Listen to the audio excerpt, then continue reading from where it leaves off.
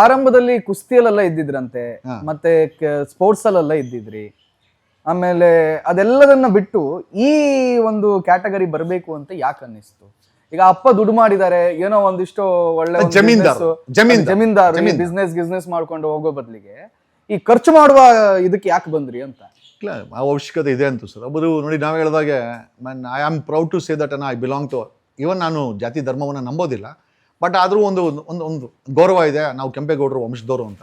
So ಆ ನಿಟ್ಟಿನಲ್ಲಿ ಒಬ್ಬ ಸಾಮಂತ, ಒಬ್ಬ ಪಾಳ್ಯಗಾರ, ಒಂದು ಮಿನಿ ರಾಜ, ಆ ಮಿನಿ ರಾಜನ ಬಿಟ್ಟು ಹೋದಂಥ ಬೆಂಗಳೂರನ್ನ ಸರ್ವನಾಶ ಮಾಡಿಟ್ಟಿದ್ದಾರೆ. ಅಲ್ಲಿ ನೋಡಿ 1250 ಕೆರೆಗಳನ್ನು, ಬೆಂಗಳೂರಲ್ಲಿ ಇದ್ದಂಥ ಕೆರೆಗಳನ್ನು ನುಂಗಿ ನೀರು ಕುಡಿದಿದ್ದಾರೆ 30 ವರ್ಷದಲ್ಲಿ. ರಾಜಕಾರಣಿಗಳು, ಪಕ್ಷಗಳು ಮತ್ತು ರಾಜಕಾರಣಿಗಳು, ಅಧಿಕಾರಿಗಳು, ಭ್ರಷ್ಟ ಅಧಿಕಾರಿಗಳು ಸ್ಟ್ಯಾಚ್ಯೂ ತೊಗೊಂಡೋಗಿ ಅಲ್ಲಿ ನಿಲ್ಲಿಸಿದ್ದಾರೆ. 1250 ಕೆರೆ ಅಂತಂದರೆ ಹೆಚ್ಚು ಕಮ್ಮಿ 1 ಲಕ್ಷ ಎಕರೆ ಜಮೀನು, ಕೆರೆ ಜಮೀನನ್ನು ಕಳೆದ 30 ವರ್ಷದಲ್ಲಿ ರಾಜಕಾರಣಿಗಳು, ಭ್ರಷ್ಟ ಅಧಿಕಾರಿಗಳು ನುಂಗಾಕಿದ್ದಾರೆ. ಕೆಂಪೇಗೌಡನ ಸ್ಟ್ಯಾಚ್ಯೂನ ಅಲ್ಲಿ ನಿಲ್ಲಿಸೋದು, ಅವನ ಆಸ್ತಿಗಳನ್ನ ನುಂಗಾಕೋದು. ಸರ್, ಇದನ್ನು ಸರಿ ಯಾರು ಮಾಡ್ತಾರೆ? ಕೆಂಪೇಗೌಡ ವಂಶದವರೇ ಮಾಡಬೇಕಲ್ಲ. ಯಾರೋ ಮಾಡ್ತಾರಂತ ಅನ್ಕೊಂಡೆ, ಯಾರೋ ಅಹಿಂದ ಅಂತಂದ್ರು, ಅವ್ರು ಮಾಡ್ತಾರೆ ಅನ್ಕೊಂಡೆ. ಆಯಪ್ಪ ಬರೀ ಭಾಷಣನೇ, ಬಲವಂತವಾಗಿ ಭಾಷಣ ಕೇಳಿಸುವಂತ ಲೆವೆಲ್ಗೆ CM ಬಂದವರು. ಏನ್ ಮಾಡೋಣ? ಬನ್ನಿ, ಈಗ ಒಬ್ರೊಬ್ರದ್ದೇ ಹೆಸರು ಹೇಳ್ತೀನಿ, ಅದ್ರ ಬಗ್ಗೆ ನಿಮ್ಗೆ ಏನ್ ಅನ್ಸುತ್ತೆ? ಬಹಳ ಚುಟುಕಾಗಿ ಹೇಳಬೇಕು. DCM DK ಶಿವಕುಮಾರ್ ಯಾವತ್ತೂ CM ಆಗಲ್ಲ. ಕಂದ ಬಂಡೆ, ನೀನ್ ಯಾವತ್ತೂ CM ಆಗಲ್ಲ. DK ಸುರೇಶ್ ನೆಕ್ಸ್ಟ್ ಟೈಮ್ ಸೋಲ್ತಾನೆ. ಸಿದ್ದರಾಮಯ್ಯ ರಿಟೈರ್ಡ್ ಆಗಿ ನಾನು CM ಆಗೋದನ್ನ ಮನೇಲಿ ಕೂತ್ಕೊಂಡು ನಗ್ತಾರೆ. ನಾನು CM ಆಗೋ ದಿವಸ ಏನೋ ಸಿದ್ದರಾಮಯ್ಯನವರು yes is the man suppose to ಅಂತೇಳಿ ಮನ್ಸಲ್ಲಾದರೂ ಆಡ್ಕಂತಾರೆ. ಯಾಕಂದ್ರೆ ನಾನು ಅವ್ರನ್ನ ಫಾಲೋ ಮಾಡ್ತಾ ಇದ್ದೀನಿ.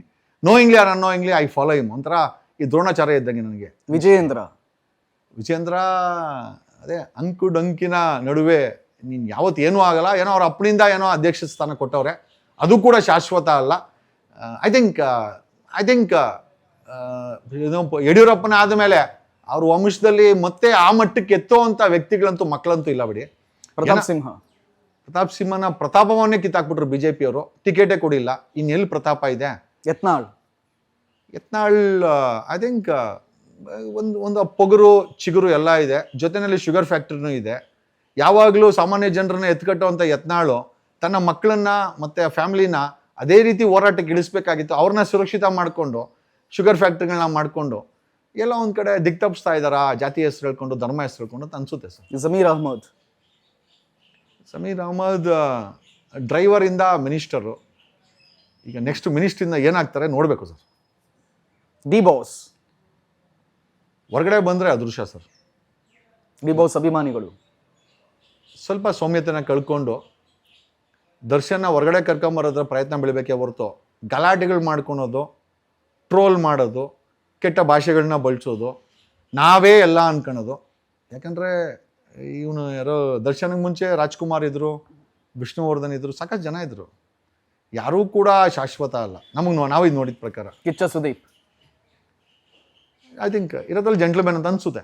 ಸುದೀಪ್ ಅಭಿಮಾನಿಗಳು ಸ್ವಲ್ಪ ಡಿ-ಬಾಸ್ ಅಭಿಮಾನಿಗಳ ಥರ ಆಗಬಾರ್ದಂಗೆ ತಡಿಬೇಕು ಸುದೀಪ್ ಅವರು. Yash I think A billionaire star, ಸಾವಿರಾರು ಕೋಟಿ ಮಾಡಿರುವಂಥ ಸ್ಟಾರ್ ಕರ್ನಾಟಕದಲ್ಲಿದ್ದರೆ ಅದು ಅವರೇ. ರಿಷಬ್ ಶೆಟ್ಟಿ ಧರ್ಮವನ್ನ, ದೇವರನ್ನ ಫಿಲಮಲ್ಲಿ ತೋರಿಸಿ ಒಂದು ಮಟ್ಟಕ್ಕೆ ಬೆಳೆದವರು sir. Big boss I think very good platform. ನೀವು ಸ್ಟಾರ್ ಆಗಬೇಕು ಅಂತಂದರೆ ನೀವು ಸ್ಟಾರೂ ಆಗ್ಬೋದು. ಅಪ್ಪಿ ತಪ್ಪಿದ್ರೆ ನೀವು ಸ್ಟಾರ್ ಆಗಿದ್ದ ಅಲ್ಲಿ ಹೋಗಿ ಏನಾದ್ರು ಕೊಳಕ್ ಮಾಡಿದ್ರೆ ಟಾರೂ ಆಗ್ತೀರಾ. ನೀವು ಸ್ಟಾರ್ ಎರಡೂ ಆಗ್ತೀರಾ. Lawyer Jagadish future CM of Karnataka. Future CM of Karnataka. Yes, definitely. ಅದು ಕನಸಲ್ಲ, ನನಸು. ಮುಂದೆ ಆಗುವಂಥ ರಿಯಾಲಿಟಿನ ಇವತ್ತೇ ಹೇಳ್ತಾ ಇದ್ದೀನಿ.